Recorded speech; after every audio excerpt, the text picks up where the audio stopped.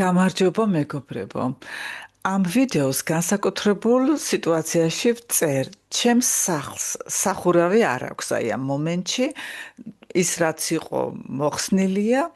და სახლის ახურავს სპეციალური ბრეზენტის მაგვარი ქსოვილი, რომელიც იცავს მას აი ამ მომენტში თუ ან წვიმა, ან თოვლი თუ წამოვიდა. და რადგანაც განსაკუთრებული სიტუაციაა, რომ იანვარში, აი ამ სიცივეში, აი ამ ჩრდილოეთში სახლს სახურავს უცვლი, გადავწყვიტე, რომ ამ თემაზე ვიდეო ჩამეწერა, რადგან გერმანიის თავისებურებას და ჩემს ცხოვრებას, აი აქ ძალიან საინტერესოდ დაახასიათებს. ჯერ უნდა გითხრათ, რომ აი მთელი დღე დავდივარ აი ესეთ ჩაფუთნული, მაქვს შეგრძნება სიცივის, ესე მგონია და ასეც იქნება, რომ ეს სახურავი ხო მიცავს და ეს რაღაც თხელი პლასმასის თუ რაღაცა ქსოვილი რაც არის გადაჭიმული, ის ეხლა ამ სიცივეში მინუსი გვაქვს, მგონი -3 თუ 4-ია, მაგრამ ძლიერი ქარი არის და შეგრძნებით ასე -10-მდეც იქნება გარეთ. ისე ხომ არ დაიცავს. ისე რომ ეს მარტო ფსიქოლოგიური შეგრძნება არ არის, ჩემი სიცივის შეგრძნება და მინდა რომ ეს სიტუაცია მოგიყვეთ. მოკლედ ჩვენი სახლი არის 1968 წელს აშენებული. ჩვენ ვიყიდეთ იმ ოჯახისაგან, რომელმაც ეს სახლი ააშენა. სახლი არ არის დიდი, დაახლოებით 120 კვადრატული, აქვს ნახევარზე მეტ ფართობზე ნახევარი სარდაფის სივრცე ქვემოთ, სადაც არის საკუჭნაო, გათბობის ოთახი, ჰობის ოთახი, სამრეცხაო და აი ასეთი დაახლოებით 4 ოთახი არის. მოგიხსენებათ, რომ შემდეგ ვინც ჩემს ვიდეოებს თვალყურს ადევნებთ, ნათქვამიც მაქვს და ჩანს კიდეც, რომ შემდგომ 20 წლის შემდეგ მიშენებული აქვს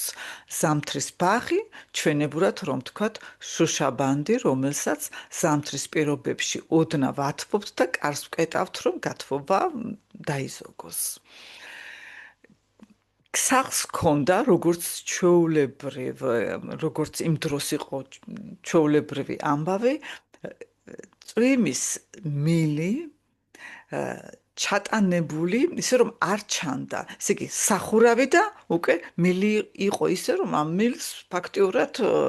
ვერ ამჩნევდი გარეგნულად, ვიზუალურად.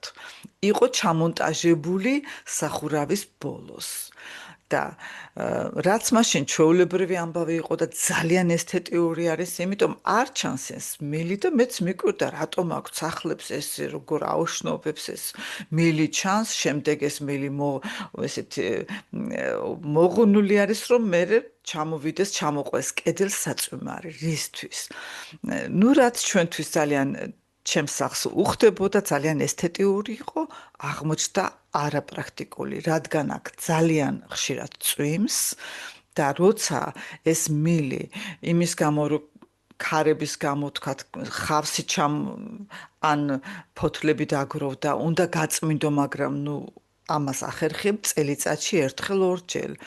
და მისი გამტარიანობა შემცირდა, ბევრი ნალექი ჩამოვიდა და წყლის დაგუბება თუ ხდება და ვერ გადის, რასაკვირველია, წყალი პოულობს უმცირეს ბზარებსაც და ასე რამდენჯერმე ჩვენ წყალი ჩამოგვივიდა. ისე რომ პარკეტიც კი ნაპირზე საცხოვრებელ ოთახში დაზიანებული, ვიტყოდი, არ გააფუჭა, მაგრამ რამდენიმე ადგილზე არის მსუბუქი დაზიანება, ისე რომ თვალში საცემი არის, უბრალოდ ავეჯი დგას იმ ადგილზე. და ამიტომაც გადავწყვიტეთ, რომ სახურავი უნდა შეცვლილიყო, რადგან ყველამ გვითხრა, რომ რამდენჯერმე გარემონტებული არის აქ და ეს არ გამოვა ესე რომ დატოვო, ნალექიანობა არ იკლებს და გარდა მაგისა სახურავს ჭირდება აი ესეთი გამოწეული სახურავები რომ არის ჩვენთან პირდაპირ კედელზე იჯდა და ესეც არ არის კარგი და ამიტომაც გადავწყვიტეთ განახლება. მაგრამ გადავწყვიტეთ დაგეგმილი იყო შემოდგომით ვილაპარაკეთ და დაგეგმილი იყო 2026 წლის მარტში. და ფირმის უფროსი, რომელიც ჩვენ დაგვესაუბრა, ჩვენ რამდენიმე ფირმას დაველაპარაკეთ, აქ მიღებული არის, რომ სამ ფირმას ვსთხოვ, რომ შენი საკუთარი პირობები დაგისახელონ, რა ეღირება და როგორ გააკეთებენ და მე იღებ გადაწყვეტილებას. აი, ვისეც შევაჩერეთ არჩევანი, ეს ფირმა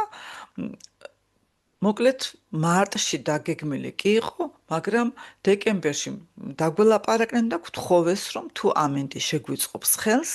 მოგვეცით უფლება, რომ დავიწყოთ თქვენთან სამუშაოებიო. მე ძალიან ძაფრი უარის რეაქცია მქონდა. ეს ის დრო იყო,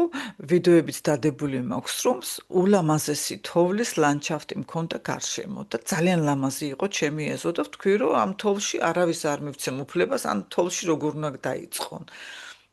ეს თოვლი დადნა, აქ სწრაფად იცის, რადგან ზღვის კლიმატი არის და ზამთარში გვაქვს პერიოდები, რომლებიც არის რბილი და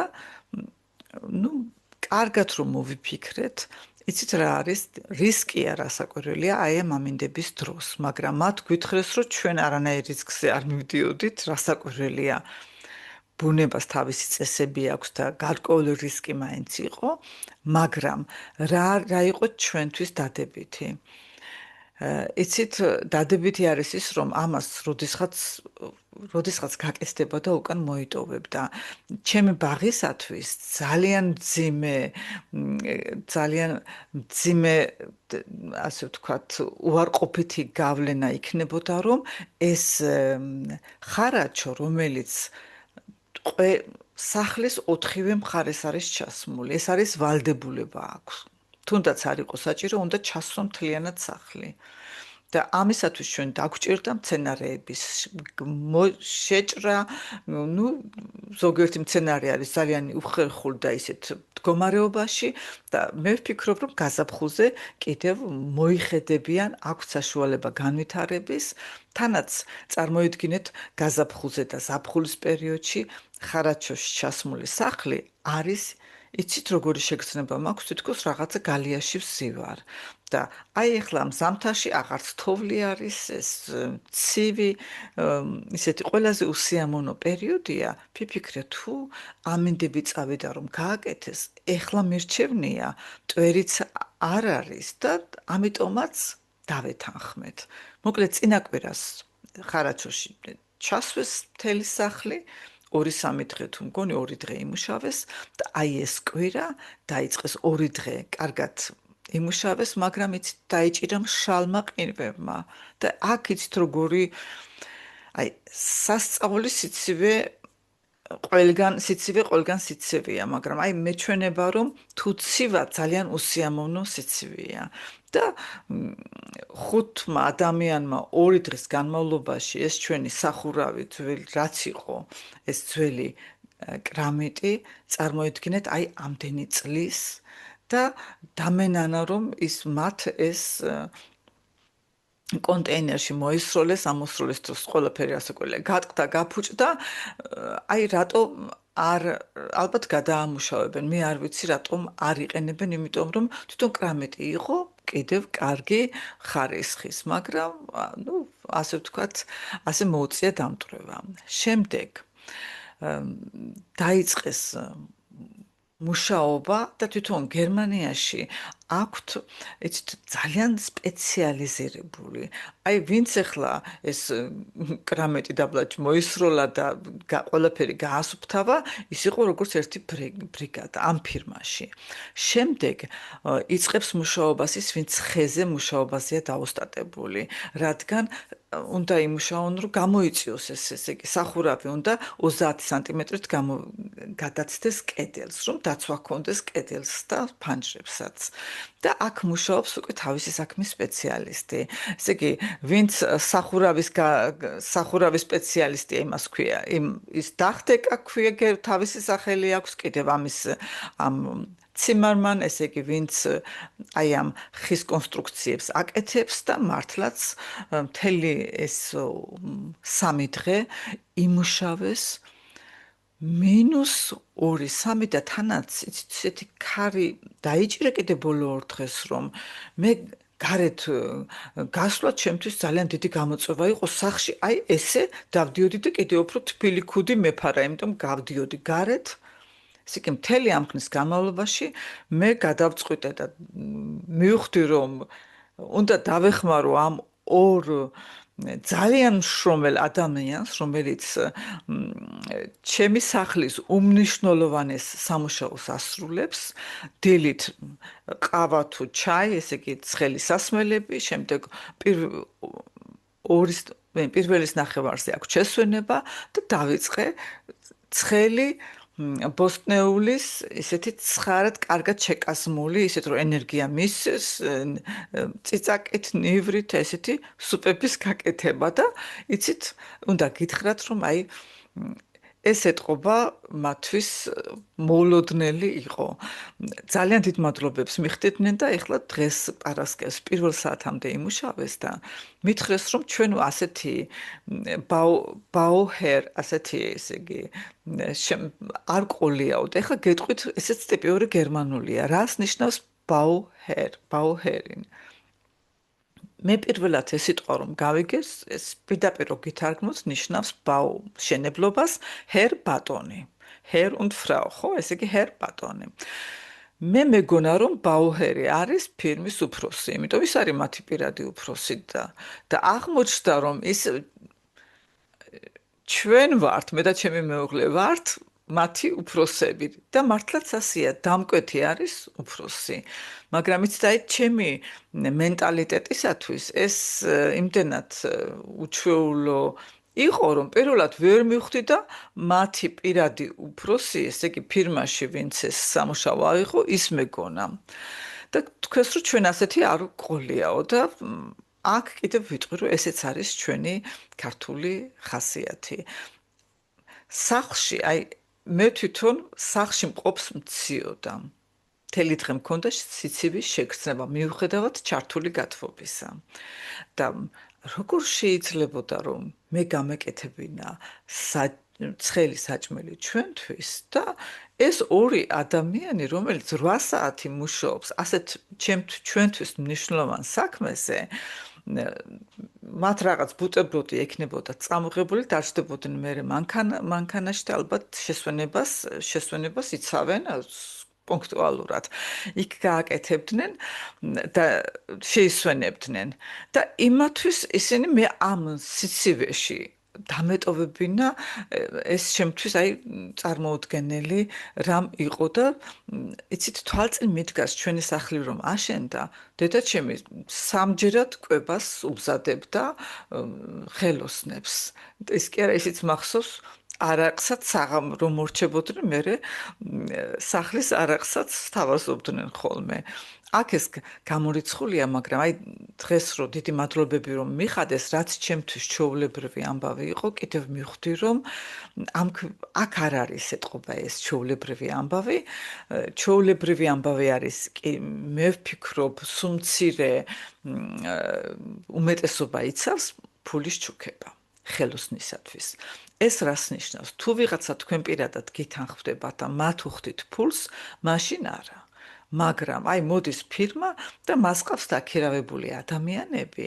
და როცა ის ელექტრიკოსია თუ ეს თუნდაც ახლა რაც ეს გააკეთეს უკვე მათ იმის მიხედვით თუ რა ოდენობის საქმე გააკეთეს და როგორი კმაყოფილი ხარ აუცილებლად რაღაცა თანხას ეს შეიძლება იყოს 5-დან 20, ну იმის მიხედვით თუ რამდენი ხანი იმუშავეს 20-30 ევრო ჩუქნი. და ესეც აქ არის მიღებული ტაქსის მძღოლებზე, აქ არის მიღებული სილამაზის სალონია ტარიკმა ხელთან მისვლისას და არის კიდე უმეტესად კი აბა მიღებული არის ხელოსნობაში, როცა მოდის ფირმის მიერ დაქირავებული ადამიანი. ის იღებს ხელფას მას იმ მოგებიდან, რომელიც ფირმას ექნება ჩვენი ამ სახურავის გამოცვლისაგან, მას არაფერი არ აქვს, ის იღებს მხოლოდ საათობრივ ანაზღაურებას. მოკლედ, აი ესეთი სიტუაცია არის ჩემთან. გონია რომ რაღაც არა მარტო სახურავი ენერგეტიკულადაც ძალიან დიდ რაღაცას ნიშნავს, რომ ეს სახლი ახლდება. სულ მგონდა შთაბეჭდილება, რომ სანამ ჩვენ რაღაცას ძირეულად არ შევცვლით, მისი წინა პატრონების, იცით, ენერგიას ძალიან ინტენსიურად ვგრძნობდი და ნათქვამიც მაქვს ჩემს ზოგიერთ ვიდეოში, ეს ქალბატონს, ვინც იყო წინა ამ სახლის მფლობელი, მეუღლე გარდაცვლილი ჰყავდა, ისე რომ მე ის არ გამიცნია, მინახია. მაგრამ ეს ქალბატონი მე გადავიდა ძალიან ლამაზ ბინაში, რომელიც გადაჰყურებდა ზღვას. და მას შევამჩნიე, რომ მოსწონდა რომ მოვიპატიჟებდი ხოლმე, ყოველთვის მოდიოდა. და ისეც ვაძლევდი უფლებას, წაეღო ვაშლი, ის დეკორატიული კი არა, კულტივირებული მაყვალის და იცით, ამბობდა კიდეც, რომ ჩემი ვაშლი თავის მის მიერ დარგულ ვაშლის ხეზე და არ ვეწინააღმდეგებოდი. ყოველ წელს, ესე იგი, რამდენი წელია, დაახლოებით 9 წლის განმავლობაში, ეს ქალბატონი, ამ ქალბატონს ვიპატიჟებდი, მოდიოდა, მე როცა ვეღარ შეძლო, მე თვითონ მიმქონდა ის ვაშლი, რომ ამბობდა, ჩემი ვაშლი არისო. სიტყვით წამოწდებოდა ხოლმე, თორემ რასაკვირველია, იცოდა, რომ მისი უკვე აღარ იყო. და ესე მგონია, რომ აი ამ ცვლილებით ასევე ძალიან მნიშვნელოვანი რაღაც ხდება და აი შინაგანად რაღაც განსაკუთრებულ მდგომარეობაში ვგრძნობ თავს და ფიქრობ, რომ ეს განსაკუთრებულება მძაფრდება იმით, რომ ზამთარმა ძალიან შემოუტია, მართალია დიდი ნალექიანობა, მადლობა ღმერთს, არ არის მოსალოდნელი, მაგრამ ეს ნიშნავს, რომ ჩვენთან სახლი დარჩება კიდევ სულ მცირე, აი ხომ რამდენიმე დღე და ერთი კვირა ხომ ჩათავდა, შემდეგ 2 კვირა კიდევ და თუ რაღაც მოხდა, შესაძლებელია კიდევ ერთი კვირაც დაემატოს. და ეს ყოფილა ძალიან დიდი ფსიქოლოგიური გამოწვევა სახლის მეპატრონესათვის, განსაკუთრებით ჩემი სახლისთვის, რომელიც არის საცხოვრებელი ოთახი და შემდეგ მიყვება ეს ზამთრის ბაღი, ფაქტიურად შიდა ეზოს მხარეს შემინული მინა არის მარტო. ეს რასაკვირველია, ნიშნავს, რომ დილით 8:30-დან რომ დაიწყებენ აი აქ სახლის გარშემო მხარაჩოზე სიარულს და არიც ხდება სიარული ყველა მიმართულებით, ეს ფაქტიურად შეზღუდული ხარ შენს პირად ცხოვრებაში, სულ სხვა რეჟიმში ხარ და გარდა მაგისა, ჩემთვის უცხო არის აქამდე დღის პირველ ნახევარში, რომ აი მოვასწრო ეს და ეს საჭმელი გავაკეთო, ამას მე ვაკეთებდი ყოველთვის ვახშმისათვის და ეხლა ვამზადებ ამ ცხელ საჭმელს, ვამზადებ დღის პირველ ნახევარში. ჩვენ სამსახური გვერდზე გადადებული გვაქვს მე და ჩემს მეუღლეს, ჩვენ გადაწყვეტილი ქონდა რომ აუცილებლად უნდა იყოს სახლში ვინმე, ხან რაღაც ჭირდებათ, ხან ელექტრობაზე არის რაღაც ჩასართავი, მოკლედ ვართ ძალიან აქტიურად ჩაბმული აი ამ სიტუაციაში. უნდა გითხრათ, რომ ეს არის არა მარტო ფსიქოლოგიური და დროის რესურსებიც, არამედ ფინანსურადაც ძალიან სერიოზული გამოწვევა და მე ახლოს მეზობელი მყავს, რომლის სახურავი დააზიანეს, იცით, აქ შემოდიან ასევე როგორც გერმანელი, ასევე პოლონეთიდანაც არის ხომე მანქანით ჩამოივლიან და სთავაზობენ, რომ მოხდეს სახლის სახურავის გაწმენდა წნევის გამწმენდით და ეს არ უნდა დაუშვას თურმე ადამიანმა, რაც ამათ ჩემი მეზობლის სახლის ყოფილმა მფლობელმა იფიქრა, რომ კარგ საქმეს გააკეთებდა, დაარწმუნეს მოხუცებულმა ქალბატონმა მისცა ამის უფლება და აი ამ წნევის, ესე იგი, აი წყლის ძალიან მაღალი წნევის გამწმენდით გაწმენდა ეს კრამეტი ძალიან რიგ ადგილებში, ისე რომ არ ემჩნევა, მაგრამ რიგ ადგილებში დააზიანა, ისე რომ მეზობელს ჩასდის წყალი, მაგრამ ვერ ახერხებს და აი ამაზე ძალიან დიდი მადლობელი ვარ, რომ ჩვენ ამას ეს რესურსი მოვიკრიბეთ. შემოდგომაზე ვერ შევძლებდით, მაგრამ აი მარტისთვის და ეხლა ფაქტიურად თებერვალში მოგვიწევს გადახდა, ეს არის ძალიან სერიოზული ინვესტიცია და კიდევ ეს ეხლა თანხას რომელსაც დაგისახელებთ, ეს მოგცემთ წარმოდგენას, თუ რატომ არის გერმანიაში ძალიან მცირე ნაწილი ასე კერძო სახლის მფლობელი და ასევე ძალიან მცირე ნაწილი სხვა ევროპის ქვეყნებთან შედარებით, ასევე ბინის ესე იგი მრავალბინიან სახლებში ბინის მფლობელობა ნაკლებ ხარჯებს მოითხოვს, მაგრამ აქაც ძალიან დაბალი ნაწილი არის და ეს უკავშირდება აი ამ ეგრეთ წოდებულ გაუთვალისწინებელ ხარჯებს. აი, ნახეთ, ეს სახლი დიდი არ არის და აი ასეთი მოცულობის სახლებით ლაპარაკი არის დაახლოებით თუ გავითვალისწინებთ დაცერებას დაახლოებით 140-150 კვადრატულზე, მეტი არა, 100 ვფიქრობ, რომ 140 კვადრატულია. მაქსიმუმი 150 და შიგა კონსტრუქცია, რაც არის ეს ხის მასალა, ის არის კარგად შენახული და რომ წარმოვიდგენთ, რომ აი ამ სახლის სახურავს უკეთდება გამოწევა კი, რომელიც ითხოვს 2 კვირა, აი ეს ამ ორი სპეციალისტის ყოველდღე მუშაობას, მაგრამ აი ყველაფერი ეს ახალი საწვიმარი მილების და ყველაფრის გაკეთება და ასევე გერმანული ხარისხის თიხისაგან გამომწვარი კრამიტით გადაფარვა არის დაახლოებით სამივე ფირმამ დაგვისახელა 50,000 ევროს ფარგლებში და ეს არის ძალიან ძვირი, ეს არის თვითონ საშუალო ფენის საშუალოზე კიდე უფრო აქაც რომ ჩავთვალოთ, რომ საშუალო ფენას აქვს კიდე თავისი ფენები, აქ ეს არის ძალიან სერიოზული გამოწვევა, იმიტომ რომ თუ წარმოვიდგენთ, რომ რასაც გამოიმუშავებ, ნახევარი მიაქვს მაშინვე სახელმწიფოს და პლუს კიდე სხვა წვრილმანი, სხვა გადასახადებით, კიდევ ეს იქიდანაც იმ შენი დარჩენილი ნახევრიდანაც იხდი. აი ამიტომაც ვფიქრობ კი არა, ეს არის მიზეზი იმის, რომ ადამიანები ერიდებიან იმ პასუხისმგებლობის აღებას, აი როგორც ეხა ჩემი მეზობელი ვერ აკეთებს და სულ ამბობს, რომ ამის გამო იძულებული არის, რომ სახლი გაყიდოს.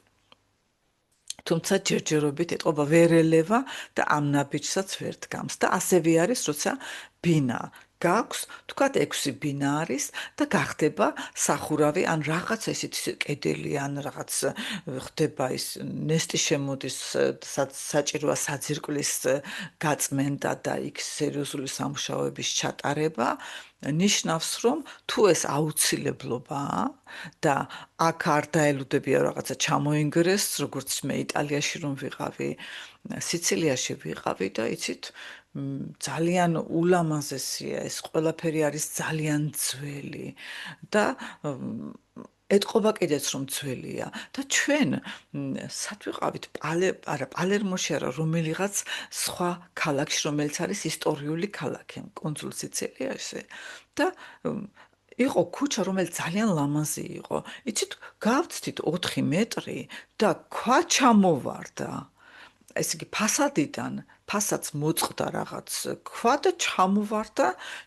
ჩვენ რო გავიარეთ დაახლოებით 5-6 მეტრის შემდეგ. და იცით, არც არავინ ყურადღება არ მიაქცია, არავინ პოლიციას არ დაურეკა, ეტყობა ეს არის ჩვეულებრივი ამბავი და იქ რომ დადიხარ, უნდა შენი ფარველი ანგელოზი, აი, ფარველი ანგელოზი უნდა დარაჯობდეს. აქ გერმანიაში ასე არ ხდება, ვისაც რომ თქვას რომ მე არ მაქვს ფული, ეს ნიშნავს რომ მაშინ უნდა გაყიდო ეგ შენი ბინა და არა სხვა ალტერნატივა მოძებნო. ამ მიზეზით რომ მე არ მაქვს შესაძლებლობა, ის აუცილებელი საქმე არ დაელოდება და ნიშნავს რომ თუ უმრავლესობამ გადაწყვიტა მართლაც დარჩება მხოლოდ ერთი გამოსავალი, რომ შენი საკუთრებას შეელიო და ეს შენ რაღაც სხვანაირად გადაწყვიტო, ან ბანკის ვალი აიღო. ეხლა თქვენ ხედავთ, რომ მე აქ ღუზას ეს სანთელი ვიყიდე, ძალიან მომეწონა და სახლი არის ჩვენი, სადაც ვცხოვრობთ, ძალიან დიდი მნიშვნელობა აქვს მას ჩვენს ცხოვრებაზე. ბევრი შეიძლება არაცნობიერებს, ვერაცნობიერებს, მაგრამ ეს არის ჩვენი ღუზა, ჩვენი აი რაც ზურგს გვიმაგრებს, რაც ენერგიას გვაძლევს და ამიტომაც რაც რესურსი გვაქვს და თუ არის შესაძლებლობა, უნდა ყველაფერი გავაკეთოთ, რომ ეს სახლი იყოს მყარი და იყოს ესთეტიური, იყოს ის, რომ შემოდიხარ და გული გაგიხარდეს და მე ვფიქრობ, რომ ესთეტიურობის კუთხით, აი სახლის მოწყობის კუთხით უკვე ძალიან მცირედით შეიძლება დიდი ეფექტების მიღწევა. მაგრამ აი გერმანიის თავისებურება, როგორც თქვი, არის ის, რომ ეს ასეთი პატარა სახლის ქონაც კი უკვე გადადის რაღაცა ლუქსუსის სფეროში, რადგან ნებისმიერი ხელოსნის მოსვლა, ნებისმიერი მაგალითად შეღებვა, ეს თქვათ ის ხის კარფანჯარის შეღებვა, ეს არის უკვე დაახლოებით 4-5,000 ევროს ფარგლებში და ვისურვებდი კი რომ ბევრ ადამიანებს კონდეთ თავიანთი საკუთარი კედელი 4 რასაც ვეძახით, ჭერი თავზე საკუთარი, რადგან მე დაქრეებულ ბუნებში მიცხოვრია, რამდენიმე ბინა მაქვს გამოცვლილი აქაც, საქართველოშიც ჩემი მშობლების სახლის გარდა, შემდეგ სტუდენტურ საცხოვრებელშიც მიცხოვრია, დაქრეებულ ბინაშიც მიცხოვრია და იცით, აი აქ მაქვს მე ისეთი შთაბეჭდილება, რომ აი ამ თქოს ფესვები გავიდგი და ეს ძალიან კარგი შთაბეჭდილება არის, აი ესეთი ენერგიის მომცემი განწყობა არის, რომ ეს არის აი ჩემი რაღაცა ძალიან მნიშვნელოვანი ძირეული ნაწილი. უნდა ვთქვა, რომ ესეც არის არქეტიპული, ჩემი არქეტიპისათვის, მთავარი არქეტიპისათვის ჩემი სახლი არის ჩემი ტაძარი. ბევრს არ აქვს ისეთი დამოკიდებულება როგორც მე, მაგრამ მე ვფიქრობ მეტნაკლებად ყველას ჩვენი სახლი ჩვენზე ძალიან მოქმედებს ჩვენი სახლი და გისურვებთ ყველას, რომ ეს სახლი, სადაც თქვენ ხართ, თქვენ დადებითი ენერგიით გავსებდეთ. და მე კი გავა ეს რამდენიმე კვირაც და იმედი არის, აი სამყაროს დახმარებით, იმ ბეჯითი ხელოსნების დახმარებით, რომლებიც ყოველთვის აქ ჩემს აღფრთოვანებას იწვევენ და არა მარტო აქ, ვინც წესიერი, ვინც კარგი ხელოსანია, მე ვფიქრობ, რომ არის ნამდვილად ძალიან დასაფასებელი და ჩვენი ლოცვა კურთხებით იმედი არის, რომ 60 კვირაში ხარაჩუ მოიხსნება და გამოანათებს აქაურობა და მზეც მეტი იქნება აი ამ იმედით, ოპტიმიზმით და კიდევ რომ თებერვლიდან ჩინური კალენდარით იწყება, ასე ვთქვათ, ბუნებაშიც იწყება ახალი წელი საუკეთესო სრულებით თქვენთვის, გემშვიდობებით შემდგომ ვიდეომდე. კარგად ბრძანდებოდეთ.